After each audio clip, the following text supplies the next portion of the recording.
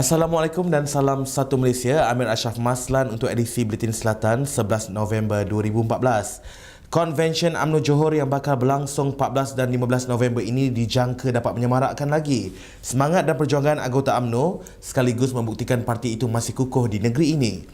Konvensyen 2 hari itu yang bakal dirasmikan oleh Perdana Menteri Datuk Seri Najib Tun Razak juga akan dijadikan platform bagi mengeratkan hubungan antara generasi lama dan baru dalam kalangan anggota parti.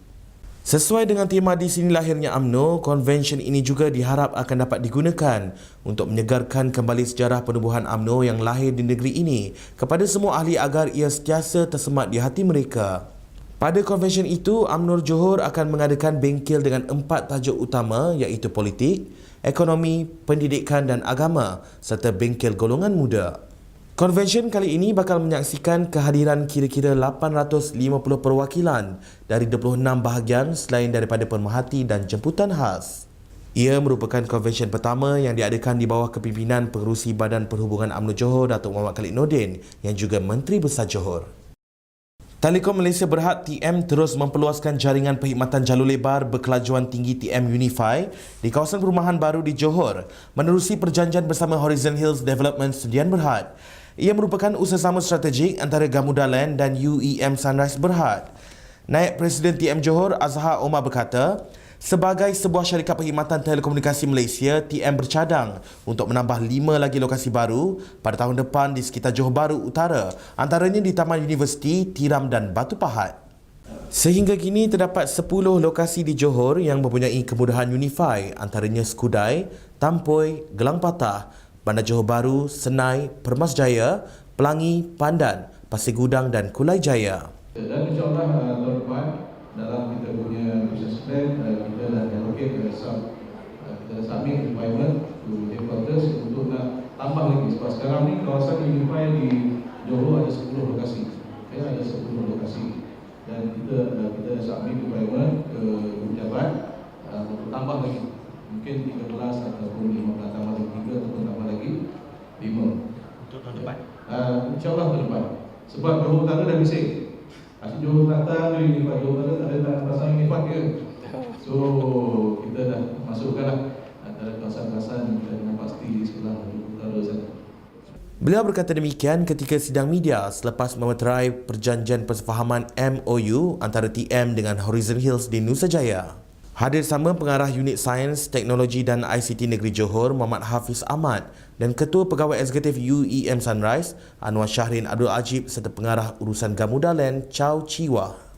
Lebih 2,500 kediaman mewah yang dibangunkan oleh Horizon Hills Development Sdn Berhad bakal menikmati perkhidmatan tersebut bagi mengalami kehidupan digital bersepadu di kawasan Nusa Jaya. Menerusi perjanjian itu juga, pembeli kediaman akan menikmati perkhidmatan Unified TM5 Mbps megabits per saat, talian telefon tetap dan saluran HIP TV secara percuma selama 2 tahun. Sementara itu, Pengarah Urusan dan Ketua Pegawai Eksekutif UEM Sunrise Anwar Shahrin Abdul Ajib berkata, perjanjian berkenaan merupakan bukti komitmen Horizon Hills bagi membawa yang terbaik kepada penduduk di kawasan tersebut dengan infrastruktur yang serba canggih. Jelasnya menjadi tanggungjawab pihak pemaju untuk memastikan kawasan moden itu dilengkapi dengan perkhidmatan jalur lebar berkelajuan tinggi Unify bagi mempertingkatkan kemampanan ekonomi serta nilai keseluruhan kediaman berkenaan. Selain warga tempatan, Horizon Hills telah menerima penduduk lebih dari 40 buah negara luar, antaranya dari Australia, Eropah, Amerika Syarikat serta negara ASEAN termasuk Indonesia dan negara jiran Singapura. These expatriates are accustomed to advanced infrastructure in their respective countries, and when they're here, they expect to have similar kind of infrastructure, connectivity, and high-speed broadband is certainly one of the key elements that is to be in place. Hence, as a property developer who are very considerate and always thinking of our customers and our investors, our residents, we want to ensure that Horizon Hills provides them with these expectations of theirs. Beliau berkata demikian ketika berucap pada majlis yang sama.